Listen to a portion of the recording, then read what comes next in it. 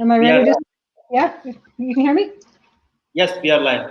Hey, we're live. Hi, I'm Jessica Schklar, and we are here to talk about not the individual, the test scores that I know many of you were just listening to, but choosing the right school, which is about so much more than just what scores will get you in. It's really, as you heard the panelists say before, it's about expressing yourself and your authenticity and really showing that you're a good fit with the school. So this process is the perfect timing now, with questions not even out yet, to start talking about how do you start researching schools so that you can figure out what the best fit is. So let me just briefly introduce myself. I am a managing director with mbaMission. I've been here for 12 years.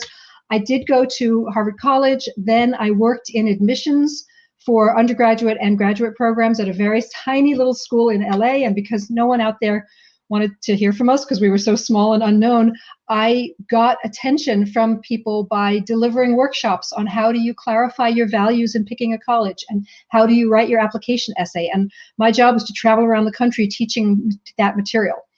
Somehow during that time, I decided to go to business school, ended up applying to Harvard, Stanford, Kellogg, Yale, and UCLA. I got into all five, which I'm not telling you to boast. It's simply because I think it does give me credibility on essay writing, on picking schools, on understanding how to position yourself for the school. So I've been at mbaMission now for 12 years and talked to and helped thousands of people with school selection, with essay writing, with figuring out their story, with the whole process. And I love every minute of my job. So I'm now going to talk to you. You hear me talking very fast. That is primarily because I want to get to your questions. There's a lot of material here and I want to get through it so that I can hear individually from you. So if I fly through some slides, slow me down if there's a specific question, but I want to get through the material. So there are three topics today, although really there's just one. The first section is one page. So finding the right type of program, then we're going to spend a lot of time on finding the right target schools, and then just Q&A and a little bit about us. So the right type of program, this is the only slide that you will see. MBA, part-time, or EMBA.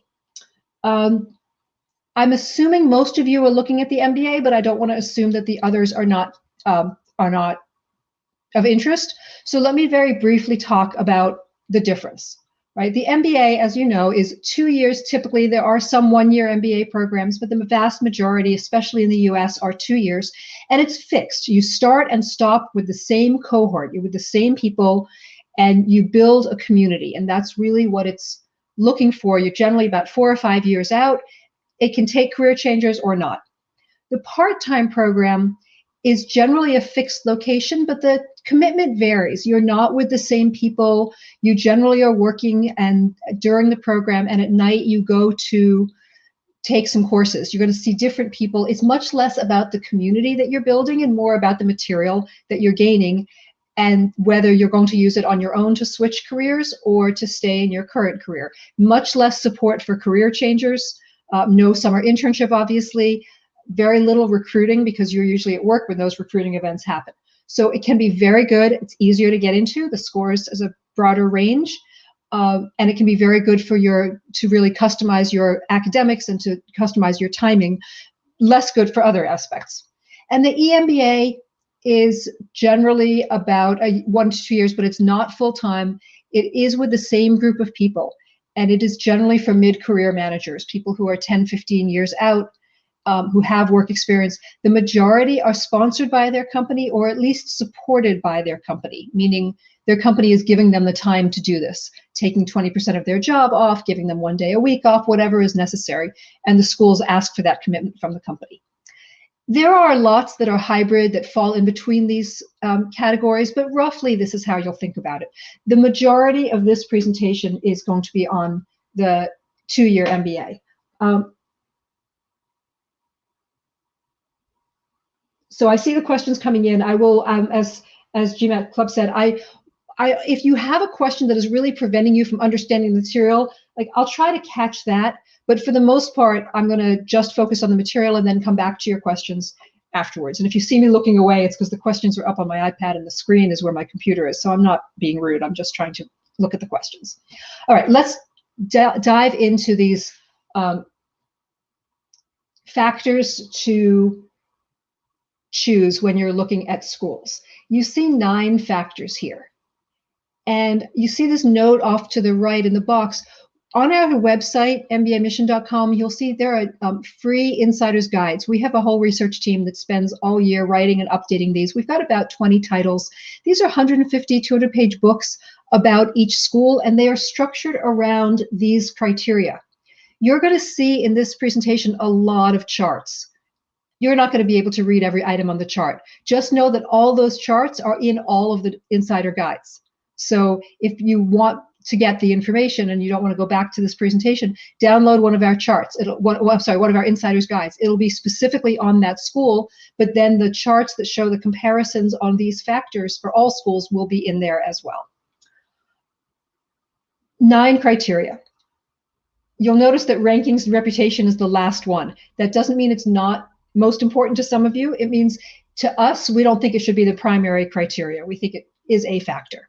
The other thing to note is that these factors are not all going to be important to all of you, right? Some of you won't care about the facilities. Some of you are completely neutral on the location. But these factors are important to someone. I worked with someone a few years back whose family owned a professional sports team, and this client was required to be at every home game.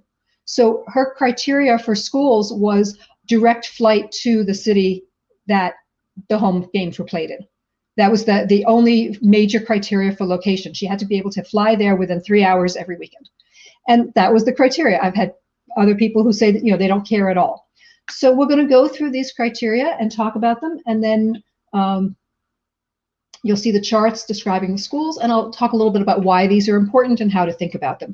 The key thing to note is there's no value judgment here. If ranking is number 1 to you, that's what's number 1 to you. If the length of the program is important, that's what's important. Everyone is going to have different criteria, and what's important for you is to figure out what matters. And as you do your school research, these criteria, the ones that you prioritize, help give you a structure for your research. So this is since most of the US programs are 2 years, this chart is only for the European schools. My other charts are there's a US chart and a European chart. But for this one, you'll see that the lengths vary. And within some schools, like with LBS, there are multiple options. I can't see the chat to ask the question in enough depth, but there are pros and cons to every, to the length, right? So a pro of the 12-month length is you're out of the job force less, you're spending less money on the program. But a con is maybe the intensity of the work. I know for me, I like to go over things many times. I don't learn quickly. I learn well, but I don't learn quickly. And so a 12-month program would have been too intense for me. I need the time to really absorb information. The other big con is generally that with the 12-month program, there's no internship. So if you're a career changer, it can be harder to use the internship to pivot and try out that career and build up that experience.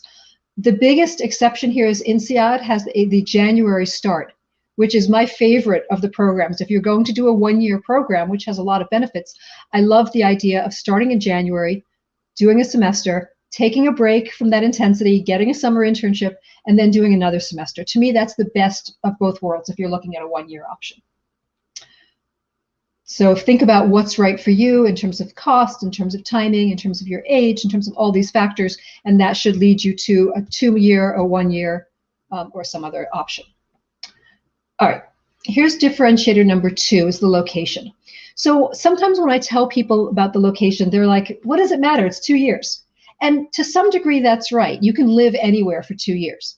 But what we really mean by location here is how the physical location, the place where the school is located, affects the experience. And that doesn't mean, I live in Philadelphia, and the number of people who've said, I won't apply to Wharton because I hate Philadelphia. I'm not talking about that. You can live in any city.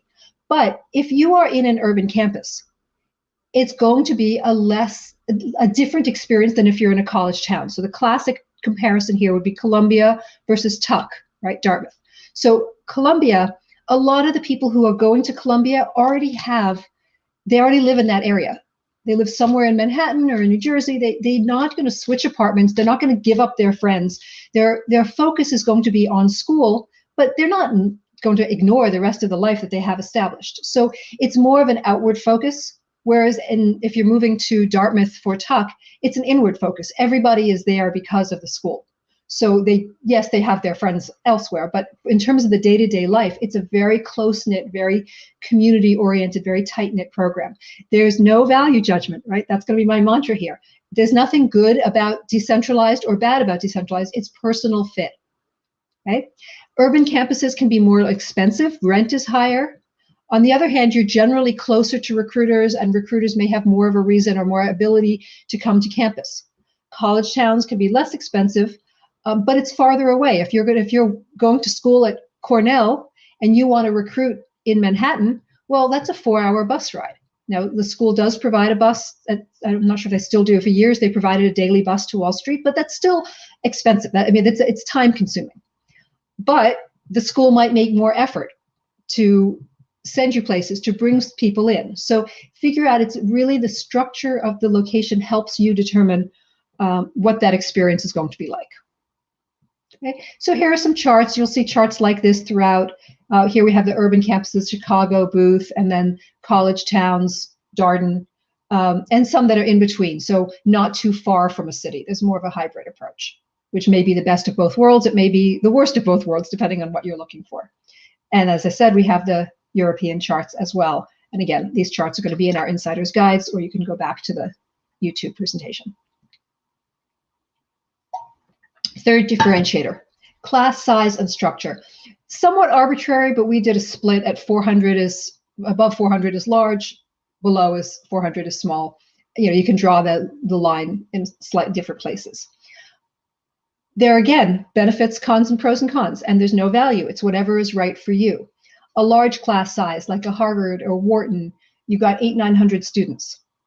So you've got an amazing network. There are lots of different people. If you don't like your friend group, you don't get along with someone, there's always going to be someone else there. There's going to be lots of opportunities, for clubs and activity. It can be really a huge alumni network. On the other hand, it can feel anonymous. It can feel competitive because there are so many people and everyone seems like they've been amazing. And I went to HBS, so I know that. It can be hard to get to know people. In a smaller class, it can feel very close-knit, and that can be wonderful for some people. Other people will find that a little claustrophobic. Because it's smaller, there are going to be fewer people competing to lead various clubs. I'm going to take a quick look at the questions and just see if there are any.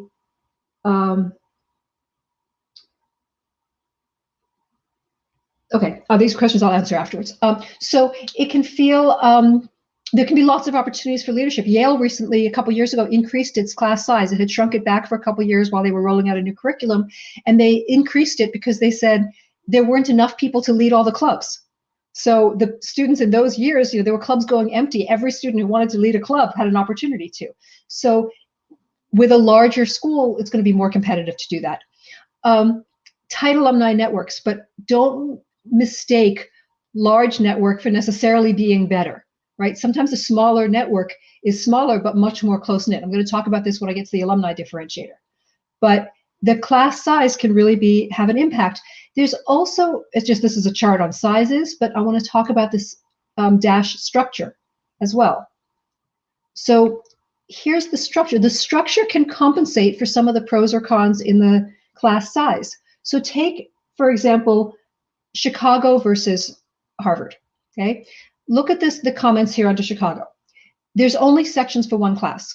Other than that, you have a completely flexible curriculum, which I'll get to in a couple minutes, but there's going to be different students in every class. So it's a big school. We go back, you can see Chicago has about almost 600 people, and you're going to get to know many, many, many of them because you're in different classes all the time. For an extrovert, that can be great. You're always meeting new people, and everyone is making an effort to meet people.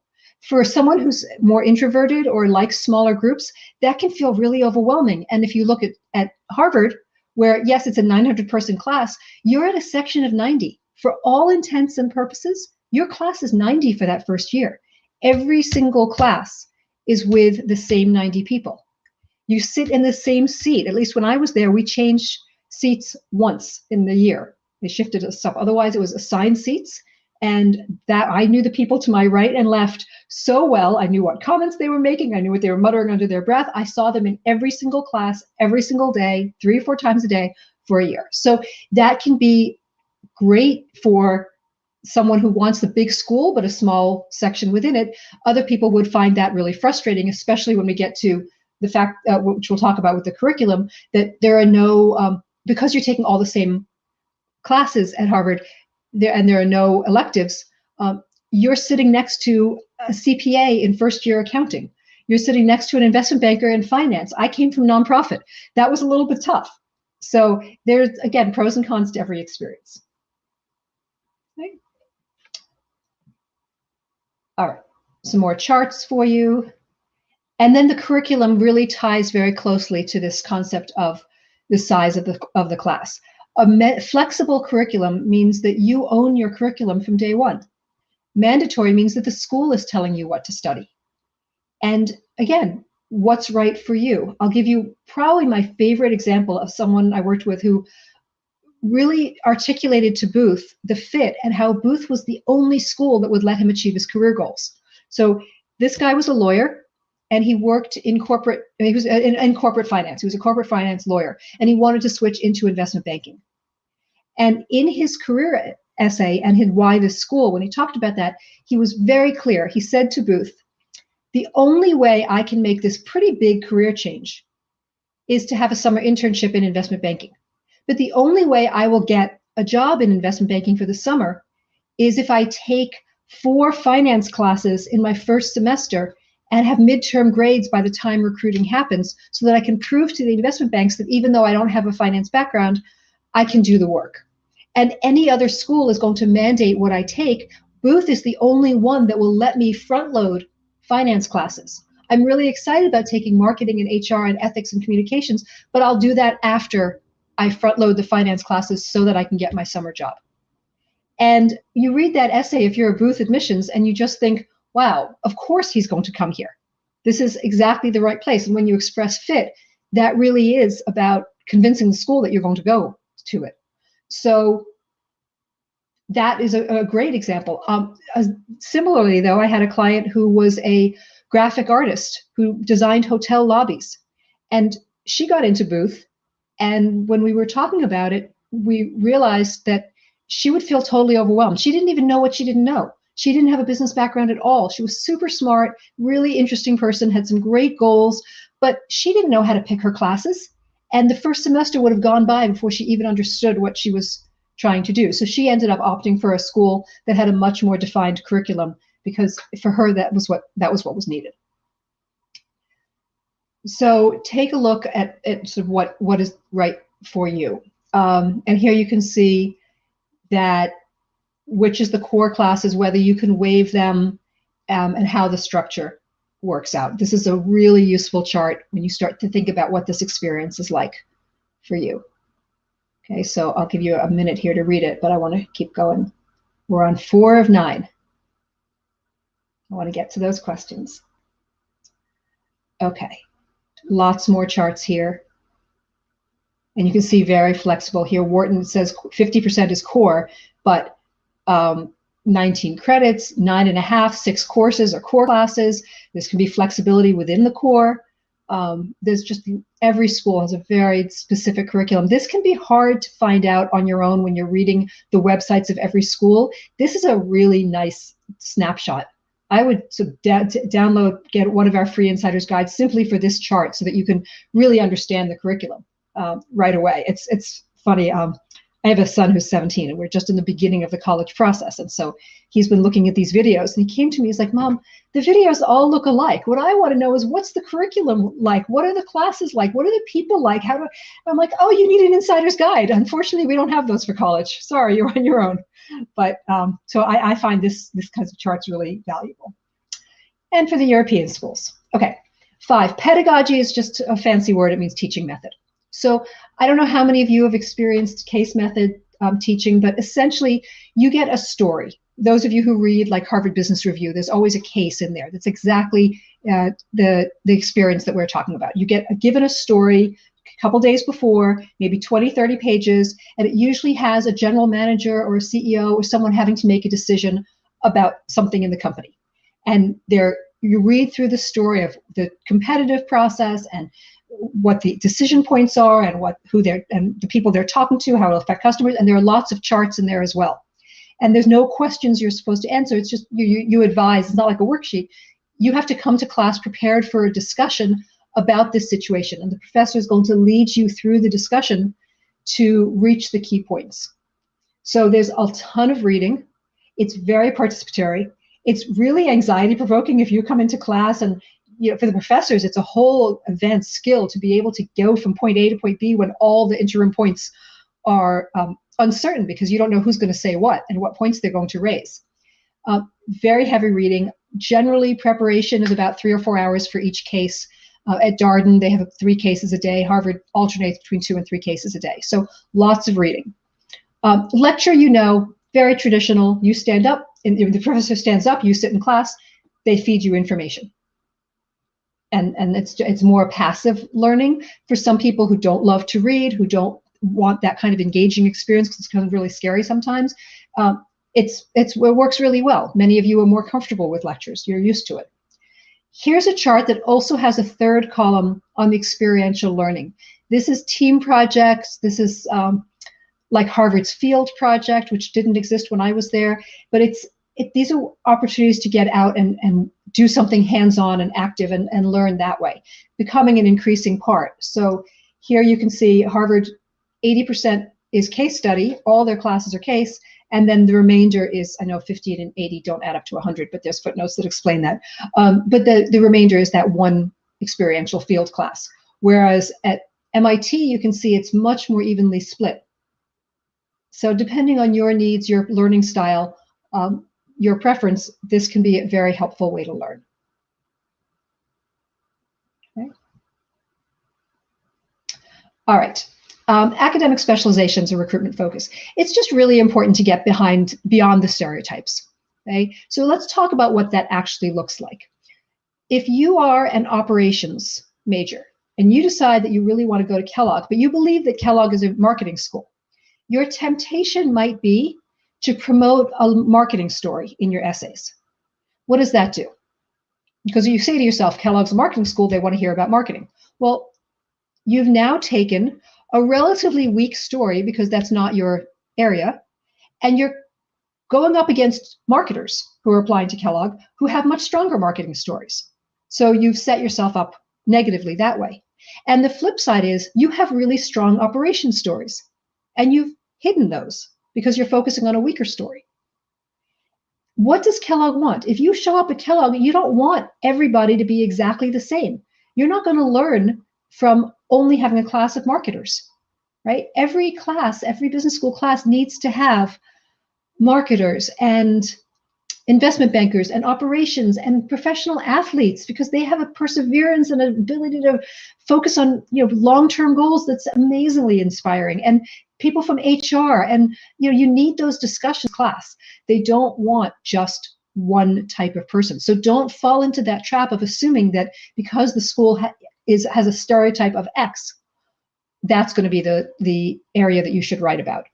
You do want to visit the schools. Obviously, that's virtual right now. Talk to alumni and students. Read our blog. Go to the panel discussions, like the one that just happened right before this with admissions officers. We hosted at mbaMission a panel discussion last year, and I remember the last question our CEO asked was, "What do you want students to know that you don't think they do?" And that's frustrating. And Bruce from Yale, who was just on the call, he said, "I don't think people realize how global we are. They always think of us as the nonprofit school." Well, in fact, yes, Yale has a higher percentage of students going to nonprofit than any other business school, but it's only about 5% of the class. So 95% is doing finance and consulting and whatever else they're looking at. So it's very global. It's very strong in the other areas. So get beyond the stereotypes. The number of people who say to me, "I'm not going to apply to MIT because it's all about computers and robotics." Well, MIT, I think of it as the global entrepreneurship school that cares about doing a good work. Yes, you have to have good quant skills, but that's not its main focus. Its focus is sustainable entrepreneurship in a global context that makes a difference. All right. Just talked about this. Alumni base. One really good way to find out what schools, if there's a strong alumni network in your area, is look for the alumni club. If they don't have one, that's a pretty good indicator that you're not going to find a network in your country or your city afterwards.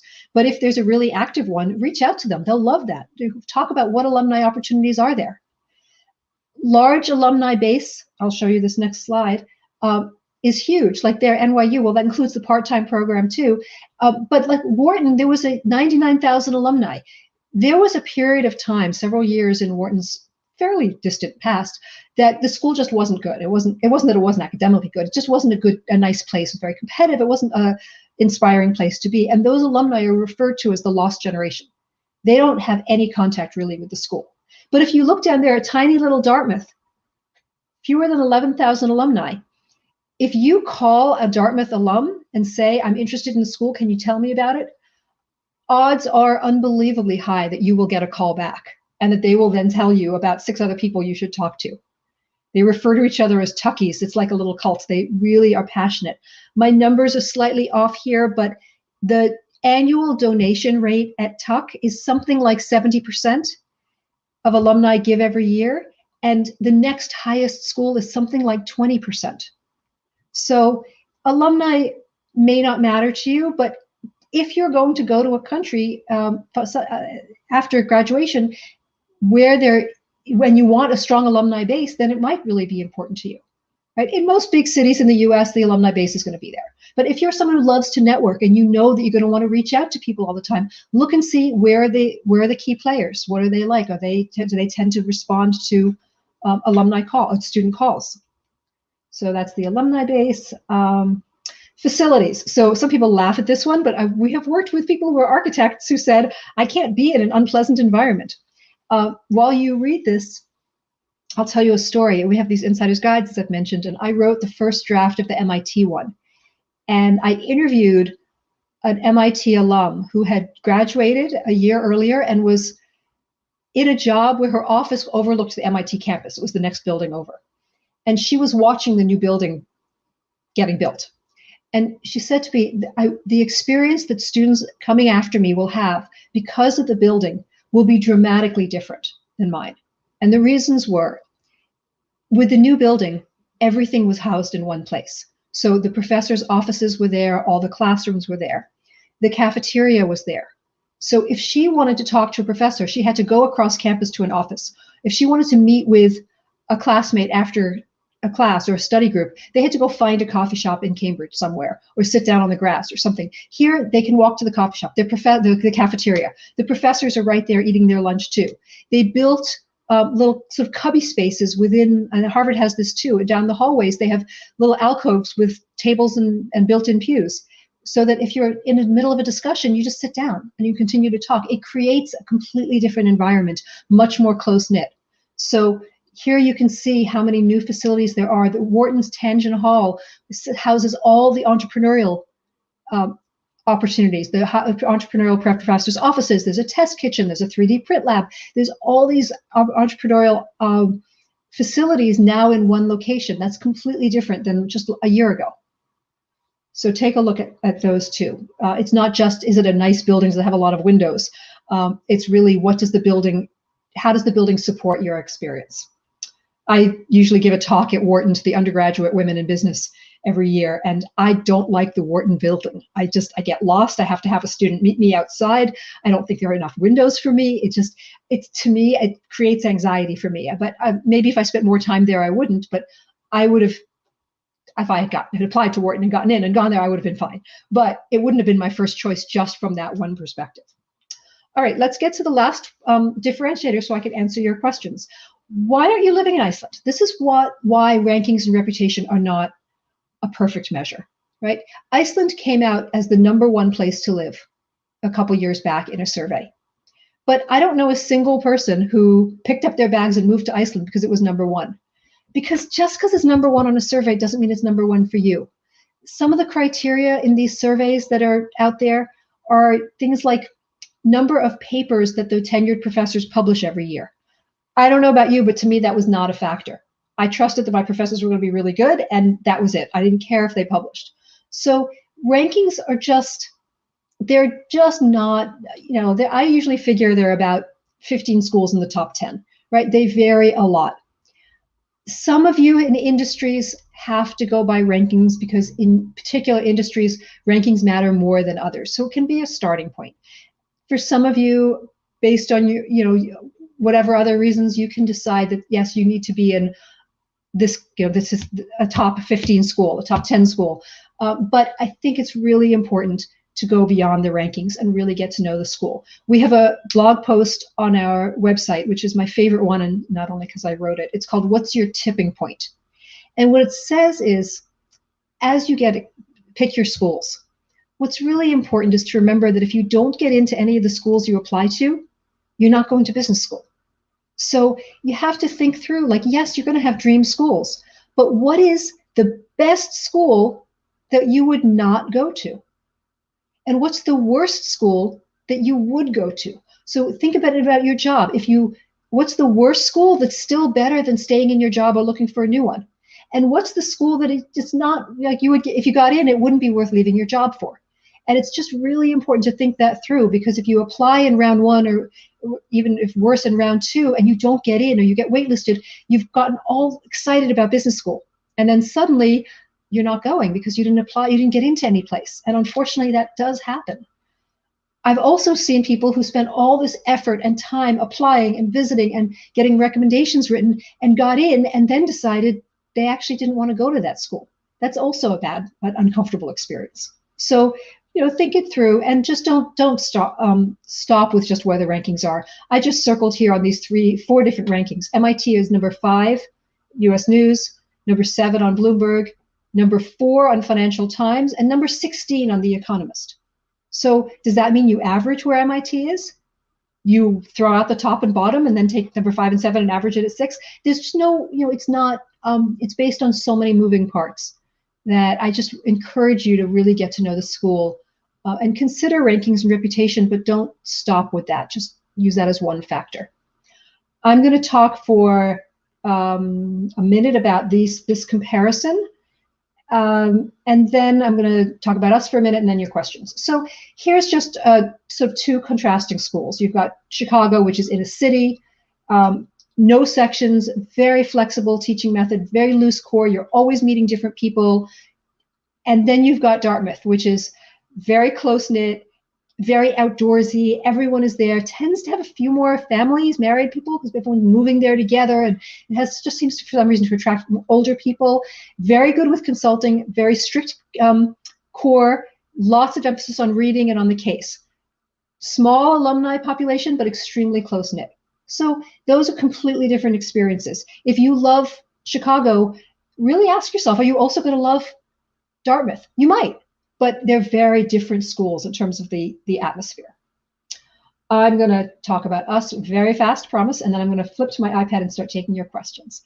So we are the #1 firm on Poets and Quants. We're the highest rated firm on GMAT Club, the only firm recommended by Manhattan Prep.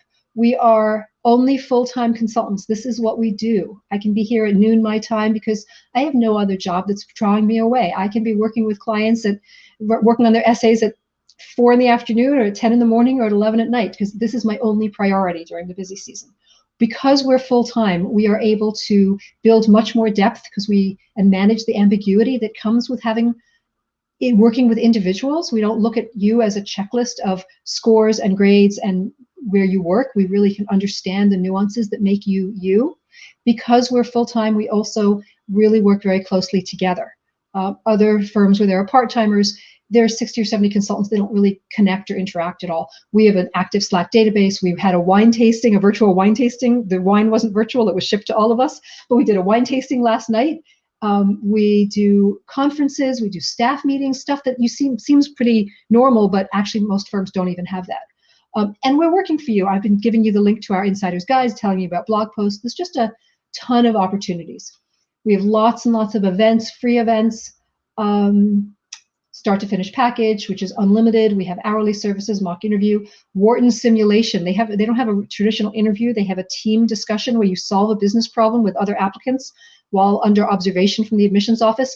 Even if you don't work with us on anything else, I highly recommend you work with us on you sit through a Wharton simulation. It's such an eye-opening experience and just removes all the anxiety around that. Pre-application strategy as well. These are just a few members. I'm only mentioning them just to show you the variety. I always put Katie up there because she's like sort of blows everyone away. She's went to Harvard Business School and Harvard Law School, worked at McKinsey and was an admissions reader at Stanford.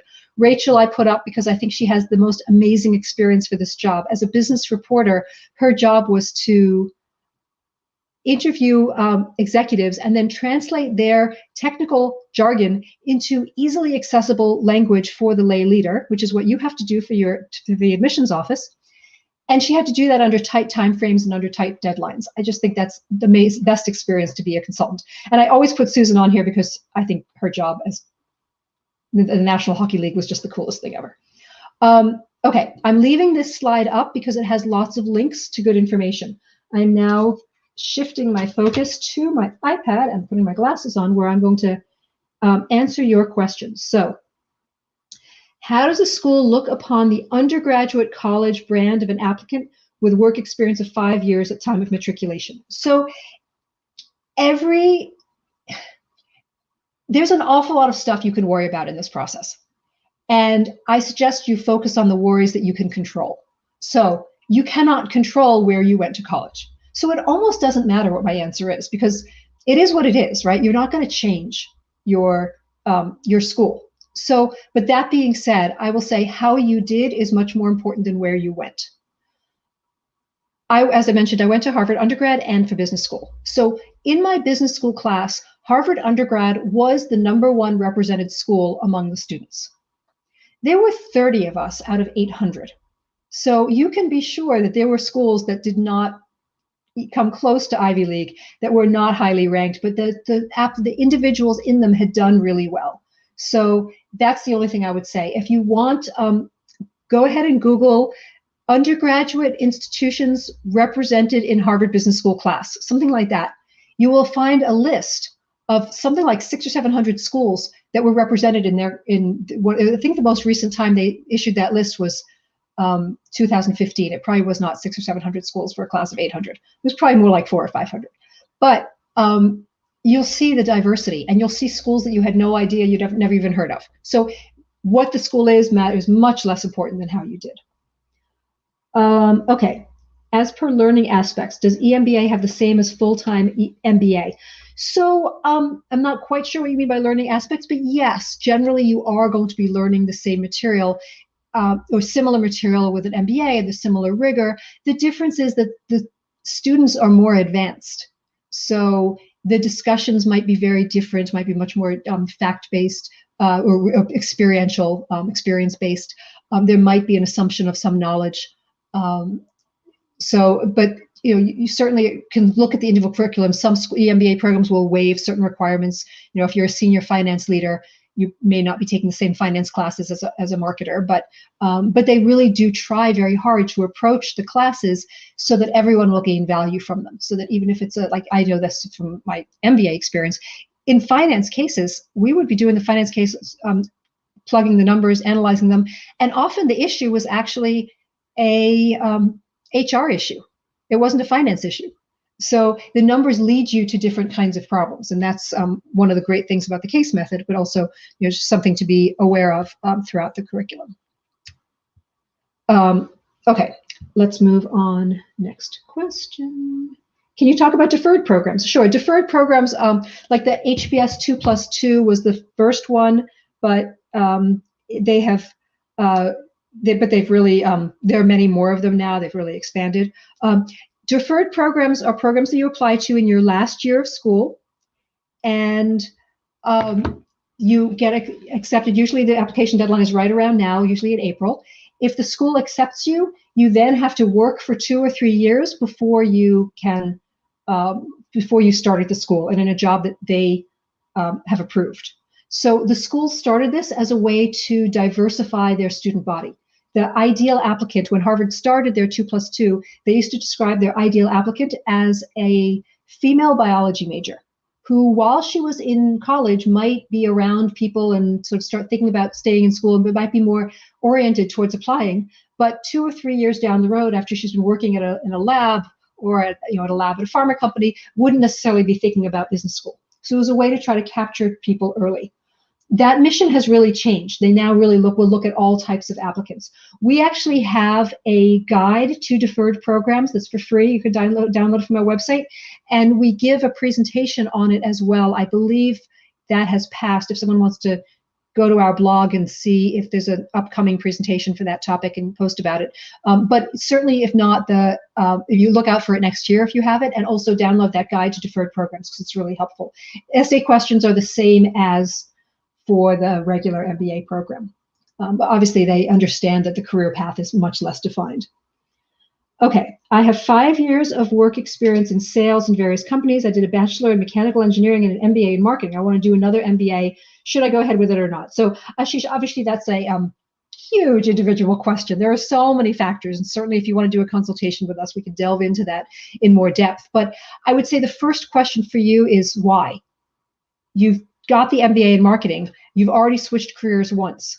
Are you looking to enhance? Is there something about your MBA that was lacking? Not all programs will accept a second MBA, but the ones that do will want to make sure that there's a logical reason for it. So often I hear people say that they got their first MBA right out of college and it was a very domestically focused program. And now they have work experience. They want to have something that's more global, more strategic. That makes sense. I think there would be a little bit of a concern also in your case because you have this background in engineering and then already switched to marketing. If you're looking to switch again, they could be concerned that your careers aren't successful or that you're a career hopper. If you never worked in engineering and you're in marketing now and your career path kind of spills off logically, flows logically from marketing, maybe you're looking you've been doing sales, maybe you want to expand it to more strategic sales or manage sales teams or something, then I think there could be a very compelling reason for a second MBA. So that was just ideas to think about, lots of different options. How do we evaluate our own work experience and accomplishments and use that data with an appropriate GMAT score to find a B school with a high likelihood of acceptance? My concern relates to the ever-rising application fees.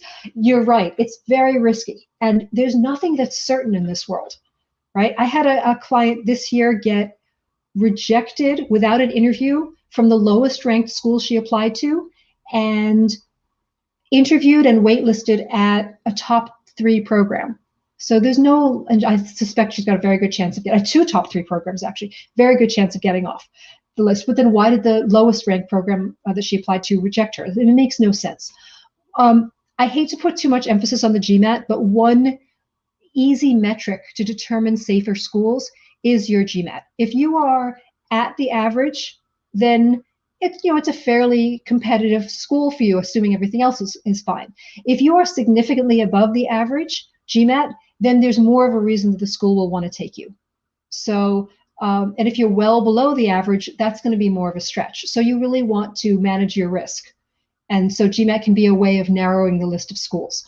Also, obviously, come do a free consultation with us, and that's exactly what we talk about, is looking at your profile holistically and helping you pick a list of schools. Right? Any mom-friendly business schools? What a great question. I think that being a mom is really a differentiator in business schools. There's not going to be a ton of you, but that just makes you stand out more. It makes schools you add to the diversity of the population because there's something that schools always are looking at and saying, how does this person contribute? Why is the class going to be better? Well, your ability to multitask, your ability to think about women in careers and how that affects things are really key. So no, I think the one that is best for your life. If you're there as a single parent, that to me would be a lot harder than if you're in a place where your partner can be with you and pick up some of the childcare. But I worked with a mom this year, mom of 2, who got into several top 10 programs and waitlisted as well at others. And I think I don't work with a lot, maybe 1 or 2 a year. It's really fairly rare, but that's just a good thing. So the mom-friendly programs, probably smaller programs, maybe there'll be a little more understanding, but I think that's just a nuance. Okay. What a great question. I think in 12 years, I don't think I've ever gotten that question. Thank you for whoever's posting my links. Okay, Prabhakar, thanks for the webinar. Can you provide some statistics for my converts in different Ivy Leagues past year? No, I can't, because I have no idea. And there's a very specific reason for that. We do not track success rates because it puts our goals in opposition to yours, right? If I'm concerned about the number of people I get into Harvard every year, well, I'm going to sit here and discourage half my clients from applying. We don't want to do that. I want to help you get into the schools that you want to go to. If you look at least one of our competitors that advertises success rate, there's fine print that says that they get to pick one of your schools. I think that's shocking. I will be very upfront about what I think the odds are and what the risks are, and then we'll do everything we can to help you get into the schools that you want to get into, not the schools that make my numbers look good. The other thing is success is really hard to measure. My very first year here, I had a client who got interviewed by Harvard, Stanford, and Wharton. She got waitlisted at Wharton, and she was the last person not to get in. She was the last person left on the wait list when they decided to reject her in August. But she got a job interview from her interviewer, a job offer from her interviewer who said she was the best applicant she'd ever seen. She got accepted at Wharton with a $60,000 scholarship. And this was 12 years ago when $60,000 meant something. She went home after her wait list from Stanford and the acceptance from Wharton. She cried for a week and didn't go to work because she was too embarrassed to tell people at work that she was going to Wharton. How could I take credit for success? Now, in the end, I think she had a really good time. She still sends me clients 12 years later. So I think in the end, it was a really good experience, but that to her was a failure. And so I don't feel right counting that as a success. So I thank you for the question, but it's just is not something we value because it's so important to us to help our clients get into the schools they want to go to, not to have our numbers look good. I recently graduated, and I have this is Sai. I recently graduated. I have no experience, but I got a score of 710. Should I wait and get experience, or should I start applying now? I don't want to wait. There will not be very many business schools that will accept you with no work experience. So if you're interested, you would need to really do a Google search on business schools that accept students with no experience.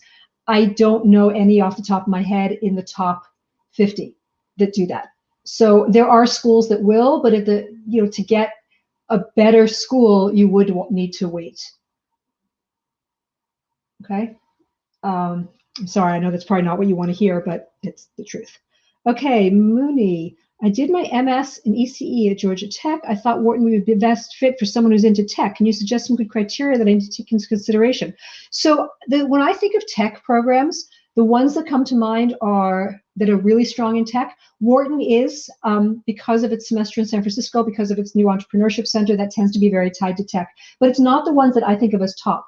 I think of, in terms of a range of schools, I think of Stanford, Berkeley, MIT, UT Austin, Boston University, NYU Tech, Cornell Tech. Those are one-year tech programs. Michigan has a new tech program.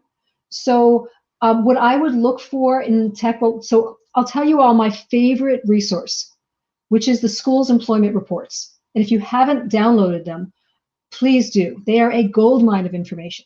Just do a search, Wharton Employment Report 2019, or whatever the most recent year that they published is. You'll see the percentage of students going into every field, into location. You'll see lists of the recruiters who come to recruit on campus. And that's a really good way. If you see that 30% of applicants are going into some kind of tech, well, that's a school that's going to have a strong tech focus. I don't think there are any that are 30%, by the way, maybe 20, 25. But if you see that only 2% or 5% are going in, that's going to be an indicator that it may not be as strong in tech. I would also look at the number of courses that they offer. And then I would look at the tech clubs. All business schools will have their clubs listed online. Look and see what kind of tech clubs are there. And then reach out to the club officers. Their emails will be there. Are they active? Is it a club in name only, or are they having meetings and events and hackathons and stuff all the time? Okay, so that's how I would look at it. Okay, let's keep going. What distinguishes a compelling application versus a competitive application? You're probably picking up on my language. And Amanda, I'm not sure I know what you mean if I was using those words. I'll try to define it, but you might want to type back and clarify. So Compelling just to me means that the school is going to be really interested in you, right? There's something about you that makes them remember you, that helps them understand what you will add to the class, that shows really good fit. I spoke with someone 2 days ago who has a job title that I literally did not know existed. And I can guarantee that he's the only one applying with anything close to that job title. He's going to stand out. That was one of the first things we talked about is you're going to, really stand out. I worked with someone who was years and years ago who was the head of a chocolate division at Godiva. That's going to stand out. That doesn't mean it's the only way. You could be working at a very typical company and have done amazing things. So compelling means that there's something that they will remember about you. A competitive application means, you check the boxes, you have the scores, the grades, the leadership experience, the recommendations, and they will be looking at you very seriously to see if you're a fit with the class. So there's a lot of overlap, and those are just my definitions. So let me know if that helped. Are internships important for deferred programs? So yes, Tanya, because internships or clubs where you've had a leadership role, the deferred programs, the schools want to see what you are like, not from an academic perspective, but from a leadership perspective. So that could be shown through internships. It could be shown through work study. It could be shown through clubs. So there are lots of ways to show it. If you're not doing internships in your summer, I think you need to understand what else you've been doing that fills your summer time. I think just taking courses probably wouldn't be that compelling to them because they're not looking for academic references. They want to know who you are at work. But I have seen people do very heavy club involvement as a proxy for that. Is 32 too old and less chance to apply to an M7? I've worked with people up to 38. Generally over 30, there's going to be, it may be a little more competitive, there are a few things to think about.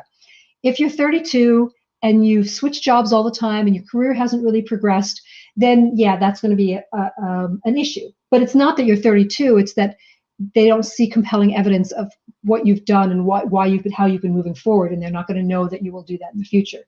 If you've been in the military for 10 years and so you're 32 and leaving early would have been dishonorable discharge, age isn't going to be a factor at all. I worked with someone who was 31 a few years ago whose parents went into bankruptcy when he was planning his applications when he was 27, and he had to take over the family business and then support his family, and that took 2 or 3 years. And then just as he was about to apply, he got put on a project that was exactly what he wanted to do post MBA, and he wanted to test whether that would be a really good experience. And so we had to explain it. He got into an M7 program. He only got into one M7, but that may not have been the only reason. He wasn't a particularly good interviewer. He did get interviewed at 5 or 6 M7 programs, but he wasn't a great interviewer. But he got into one, and so it's definitely not a problem. It's again, like with the very first question I answered about where you went to school, you can't change it, right? How old you are. So just look at the kind of experience. I will say that European programs are going to be easier. There's a broader range of applicants. And the other thing is, think about your experience as well. At 32, are you going to be really excited about being in class with a bunch of 26-year-olds? Are you going to not feel like you have peers? You might want to look at a program like the 1-year Stanford MSX or the 1-year Sloan Fellows, which are for full-time 1-year MBAs for people with 8 years experience in Stanford's case and 10 in MIT. Or schools that are a little bit more remote, like Yale and Tuck, tend to have a slightly older population. But again, it's very personal. You might have no problem with it at all. This 38-year-old I worked with, very distinctive government background, had done some really interesting international work. She was waitlisted at 1 M7, 1 top 15. She chose to go to a top 20 because they gave her a full tuition scholarship, and she didn't want at 38 to graduate with school debt. Okay. I am from the small country of Georgia, and the only work experience is I've run my own business, a restaurant for 2 years. Can I use it to your advantage? And what are main differentiators between MBA and finance in general? Great questions. Yes, being from Georgia is a real plus. It adds a differentiation to the class. It's not enough, but it certainly makes you stand out. They don't have a lot of people from the country of Georgia applying. So that's something that you would contribute. You also have entrepreneurship experience, and you've been running your restaurant.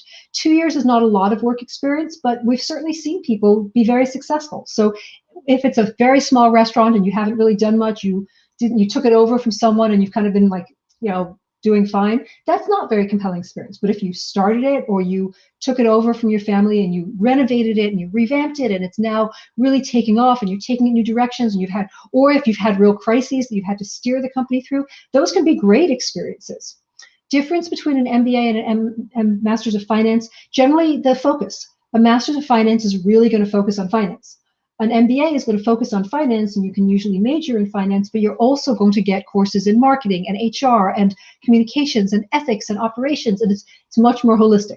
The peer group is different as well. In the Masters of Finance, everyone in there is coming from and going to a finance background. In the MBA, it's going to be people from lots of backgrounds. Think of the analogy of an orchestra for the MBA. Lots of different instruments with harmony and dissonance and lots of discussions and musical conversations, same as with business school. Whereas a Master's of Finance, it's more like listening to a violin trio, right? Much more similarity across the students. So many questions. Okay, I'm going to keep talking until someone tells me to stop. I'm going to keep going. Marketing background with 7 years of experience, female, great GMAT score. What elements can be added to the candidate to qualify for Ivy? So a great GMAT score is good. Marketing background, I would look very heavily at what impact you've had, right? What are your accomplishments? When you write your resume, you don't want your resume just to talk about what you do on a daily basis. You want to talk about what impact you've had. So look and see, how is the organization better? What change did you make to a project? What have your results been? So that is important. Showing fit with the school is very important. Why is that school going to help you get where you want to go? Understanding how the career is logical and leverages your experience while still moving you in a different direction. Even if you're a career changer or not, it still is moving you further than you could get without it. Download our personal statement guide, or just download our whole start to finish guide. It has the personal statement guide as a chapter, but it will talk about how you write the career essay in a way that really demonstrates fit with the career and fit with the school. And the last thing is extracurriculars. Business schools are looking to accept, they're trying to understand who you are as a person, not just who you are as a professional. And so they want to see, how do you contribute to the world around you on a daily basis? So look back at school, like Harvard looks for a habit of leadership. When you were in college, what kind of leadership did you show? That should be on your resume.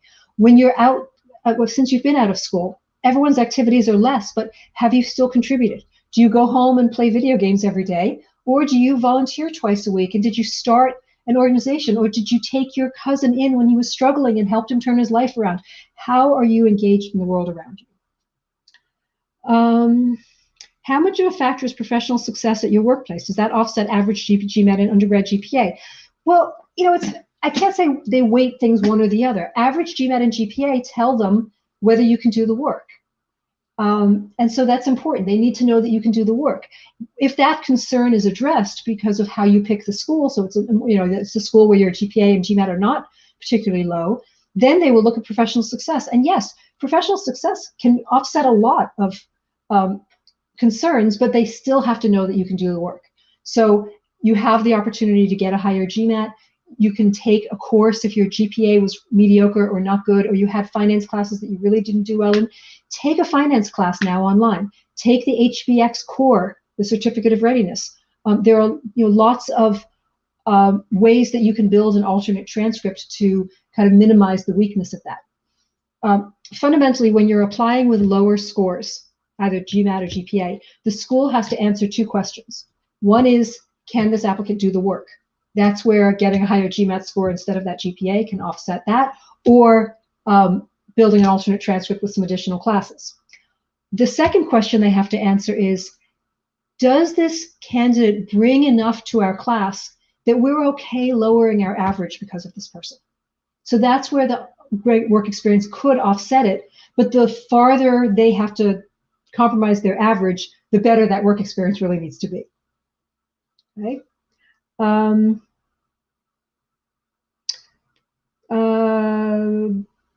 Does a manager title matter or needed when applying to M7? No, I would say management experience or leadership experience matters, but not a manager title. So you can lead without being a manager, right? You can lead because you initiated a project, because you managed something, you coordinated lots of people, you volunteered to do something.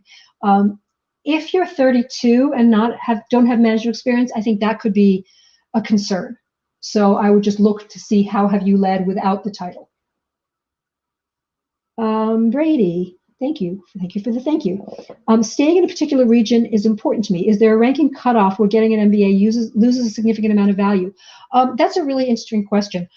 I think that that's where you can really look and see where do the alumni end up. Like, I'll give you an example. If you're going to stay in Atlanta, Emory is really a fantastic place to be. And I have had clients who said, Miami is a similar one, University of Miami. I literally had someone who said, I'm only going to go to University of Miami unless I get into Harvard, because there's no other school that's worth it. I hate moving, and the network at Miami is so strong. Emory is the same thing. So Emory is so good that for Atlanta, you can be just as well off going there as to almost anything else. So it becomes very personal, and that's where look at the alumni base. If you really want to end up in Atlanta, my guess is Harvard, Stanford, Wharton are all going to be fine. But if you start to drill into the UCLAs and the USC and Michigan, they may not have as much impact in Atlanta as going to Emory would, even though Emory is lower ranked. Okay. Better online GMAT or not in general? Akaki, I don't think it matters. Whatever you can get the best score in. I had scored a 740 in the GMAT online. I had 5 years of work experience across 2 countries, but my work experience was not in a well-known brand. Will this affect my chances? No, I mean, it's what you did, right? It's not the brand, it's what you did with that brand. Right now, does Harvard tend to like brands a little bit more? Yeah, but Harvard, Stanford tend to like sort of self-starters more? Yeah, but it's such a minor nuance. You really, and it goes back to one of the very first things I said. You worry about what you can control. You can't control where you worked for the last 5 years. What you can control is how you present your story. So really look at the impact that you've had. That's going to matter much more than the name brand. What different ways can we show leadership in our application? You can show leadership starting from the beginning, from college activities. Did you found clubs? Did you start clubs? If you did not have a title, but you were still running events and making a difference, you can do that. You can show leadership at work, where you coordinate projects, take on activities, volunteer to do something. You can show leadership with your outside extracurriculars. You volunteer to organize a beach cleanup. You started an alumni association at your school. You founded a nonprofit that coaches students in international negotiations, whatever. You can show leadership in your personal life, in how you care about the world, how you care about the people around you. I worked with a client who didn't have a ton of activities outside of work, but the main reason was that his brother was really in a bad situation at home, didn't get along with his parents. It was almost not quite an abusive situation, but a very psychologically damaging one. So he asked his brother to come live with him, but there was a lot of therapy and surgery required, his gastric bypass, and then helping him adjust to a new life, and keeping his brother was in late high school, and keeping him motivated and helping him with college, getting legal custody. That took a ton of his time. So that was his leadership. That showed that he really cared and gave back. Remember that leadership doesn't have one definition, right? Leadership can be organizing something. It can be coordinating something. It can be initiating. It can be negotiating. Think about Bill Gates. He was an innovator. He's also an amazing negotiator. He has this story from nerdy guy to family man. He has this compassion and wanting to make a difference in the world. We admire him for all those aspects. Leadership is not monolithic or one-dimensional. Brian, as an Asian American male with a 3.37 undergraduate from a top school with bulge bracket investment banking experience, moving into a great PE firm for HBS, GSB, what's the GMAT is the absolute lowest? So first of all, I would say you should apply anyway, because your chances of getting in are a lot lower if you don't apply. They're actually 0 if you don't apply. So yeah, I mean, if you get a really terrible GMAT score, then maybe wait a year. But I'm tempted to say get at the average, because then there's no question about it. So 730, 740. But if you get a 720, I wouldn't not apply. I would just say that that's going to put more and more stress on the rest of your candidacy. A 720 to me is roughly the equivalent of like a 3.37 GPA. So they're both solid, not standout, solid. So below a 720, I would keep taking it. You could also consider switching to the GRE. If you're not going to break that 720, switch to the GRE. The schools care less about the averages there. Okay. Bhavesh.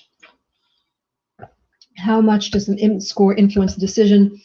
Is a 10, 20-point score increment worth a try if already at 710? It largely depends on what schools you're applying to. If you're applying to schools with a 710 average, then it's not going to make that much of a difference. If you're applying to schools with a 740, I think Harvard is highest 737, then yeah, for 710 going up to 720 really does, it cuts that difference between your score and the average score by a third.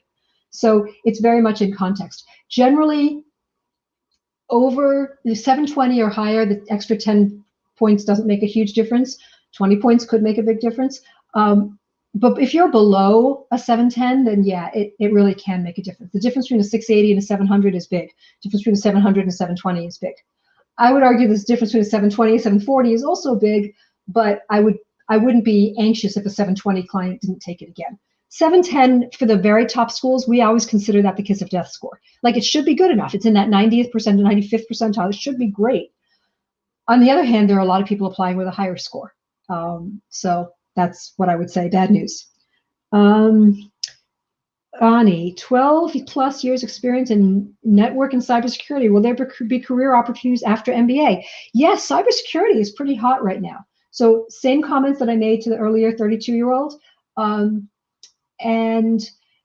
But you'd want to really talk about your experience, the impact that you've had, and why now? Why are you leaving now? I worked with a guy who had 12 years of experience in cybersecurity this year, and he's going to an M7. Talked a lot, though, in the application about why now. He was actually supporting his siblings for many years and had to wait till they finished college, and that's why he was paying for them. That's why he waited until now. So yeah, again, all the same stuff applies. Have you been successful in your career? Have you been having an impact? Does your next career make sense? Are you comfortable being in an environment with your 26-year-olds? Would you want to take a look at the one-year programs for older applicants, like the Sloan Fellows program at MIT or the Stanford MSX?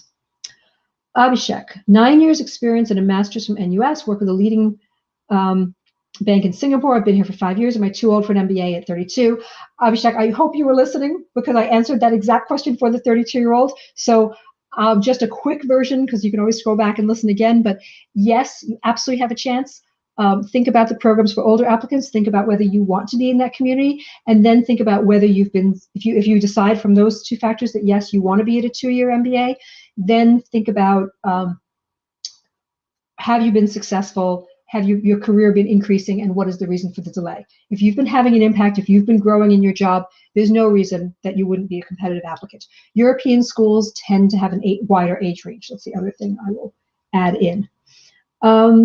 Which score makes more effect in your resume, GMAT or GRE? I'm going to assume that you don't mean resume. I mean, you think you mean overall application, because we don't put scores generally on the resume because they're already going to see them.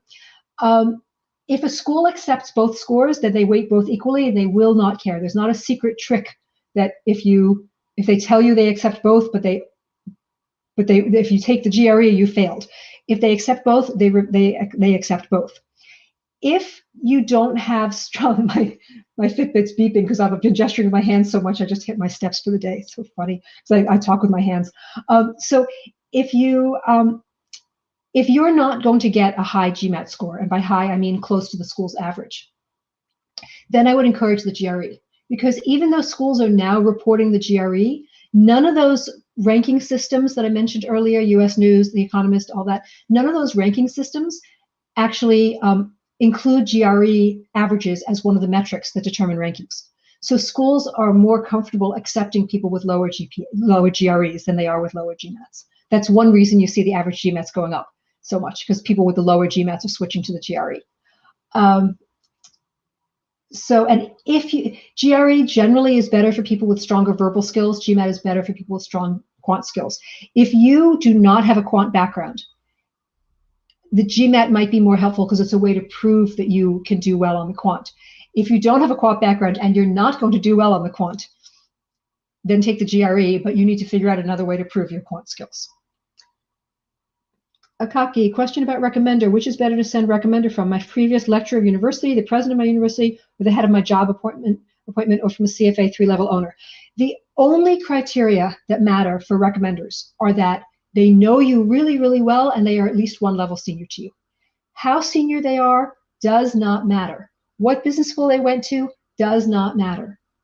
Whether they went to business school does not matter. They are not the ones applying. The business schools want the recommendation letters to be detailed, not full of glowing words. So a person who's 3 levels up, who's seen you in a couple meetings, is not going to have a compelling anecdote to tell about how you've grown and what your weaknesses are and how you've overcome them. That's your direct manager. Schools do not want university lecturers because generally they can only confirm what your transcript says, that you were smart. The exceptions would be if you were in an entrepreneurship class with your lecturer and then you founded a business after that and he serves on the board of directors, so he's seen your work. But in that case, I wouldn't consider them a professor. I'd consider them as a manager of some kind, right? So I hope that helped. Getting close to the end. Abhishek, since I've been living and working in Singapore for 5 years, will I be considered under the Singapore pool or will it be my nationality? It will be your citizenship, which I assume is Indian because from your name, but you will still be considered having applied from Singapore. So they don't, it's not a checklist. They look and they will see both. Mahak, software developer with Goldman for 3 years. How are my chances for HBS? And I can see from your photo that you are female, which does help. I can't say 3 years is a good amount of time. Goldman is a good company. What have you done? Right, if you've just been sitting in a cubicle coding, that's not going to be as compelling. But if you've driven change, if you've suggested ways of doing things that transform the department, and then what have you done outside of work, and what are your grades, and so many questions. Sign up for a free consultation. We'll answer this in depth about you. I just don't have enough. If it were a checklist process, then I could say 3 years, okay. Goldman Sachs, good. Software engineer, not sure. But there's just so much more than that.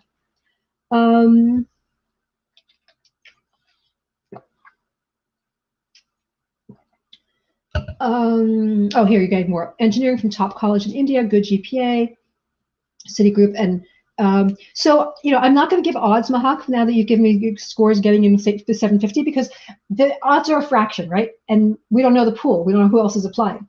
But 750 is terrific. You went to a top school. You're a female from India, which helps. And you've worked for 2 great companies. I still don't know about extracurriculars, and I don't know about your leadership at work. So those would be the 2 differentiators. I would say you certainly are filling the checklist items. That gets you to about 70% of the applicant pool. So there's a difference between are you qualified and will they select you? About 70% of the pool is qualified. That's the checklist I keep talking about. Like, yes, you have a good score. Yes, you have good grades. Yes, you have good work experience. But are they going to select you really comes down to what makes you you? What makes you stand out? What's the contribution you will bring to the class? And that I can't answer from a text message in a YouTube chat. Brian, for the overall application is a 3.37 the same? Yeah, you can round up. You can round. That's fine. I mean, so they might ask for 3.3, to list it out to 2 decimals, but for all purposes, it's a 3.4. Am I too old? Just turned 31. Same as with a couple people who've asked about 32. It's what you've done, not how old you are, and you can't control how old you are. Nothing you can do. So don't worry about it. Focus on what you've done and what impact you've had and why you're applying now versus 3-4 years ago. And what's the contribution you'll make after first determining whether it's a place that you would want to go, right? Look at European schools. For older schools, look at the 1-year programs.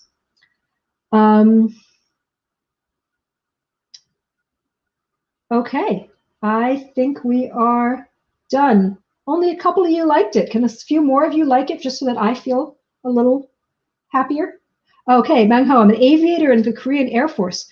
A graduate from Korean Aerospace University and majored in aeronautical spice and flight operation. That is great. Bang Ho, will you sign up for a consultation with me? I'd love to talk to you about this more. I worked with an aviator who was phenomenally successful in this process. And actually every aviator I've worked with, which is I think 2, have ended up at M7 schools, very high M7 schools. And it's a really interesting field. I would love to talk to you more about it and about your experience. Just sign up for a consultation. You can put my name in the form. Any of you can do that. I generally book up a few weeks out, so you may not want to, but if you do want to talk to me specifically, there's a space in the form that says, did you connect with a consultant? Still only 2 of you like this. That makes me feel bad. I don't have a background in business and I have a low GPA. Do you have a chance? I think it'll depend heavily on your GMAT and on what kind of experience you've had, on what, in terms of what you've done besides just flying, and if you've built an alternate transcript, and your GMAT score. So we'll talk about it more. 32, 1 year gap, then a master's, then work with 4 years experience in banking, 330 plus GMAT. 4 years experience in banking, but do you have 8 years overall for Stanford and 10 years for MIT? Because they look at post-college experience, and I do know that MIT can be flexible. I worked with someone who was a banker for 5 years before going to college, and then went to college, and then had 4 years experience, 5 years experience, and she ended up going to MIT Sloan Fellows. So possible. With only 4 years work experience, then you would want to look at the full-time MBAs, though, not the 1 year programs. Mohammed, oh, you're not talking to me. Okay, fine. Yak Diesel, undergraduate grade 3.0, taking extra finance and accounting. Yes, for a 3.0, especially if it was not in finance or if you didn't do as well in finance, I would recommend that. HBX core is great. Okay.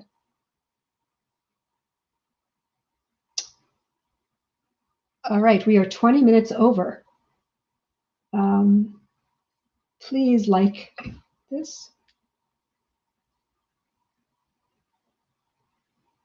All right, Divya, should we sign up for consultation after taking the test? You can do it while you're prepping, anytime you want. Okay. About to graduate from university, do you have any recommendations? Generally, business schools, the top business schools will want some work experience. So keep an eye out for our presentation on long-term planning. And you can also do a long-term planning service with us. We will lay out an action plan for you for 2 or 3 years. But generally, I think if you look at our presentation on assessing your profile, it will tell you what the schools are looking for. They want 2 or 3 years of work experience where you've had a real impact. They want great scores, lots of activities, things like that.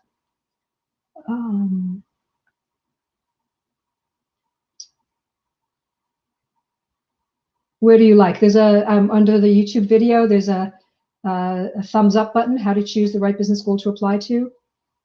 Can I get admission without work experience to business schools? Kunal, no, the top business schools want you to have work experience. Kunal,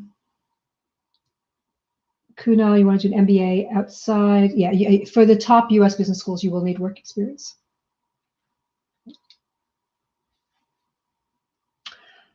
All right, I am going to log out. I hope to see you at future presentations. If you look at our website under our blog, we have presentations. We also do these with GMAT Club. And we have free consultations and just lots of opportunities to talk to us. So thank you so much. This was great. Appreciate it. I see someone just signed up. All right, thanks. Bye-bye.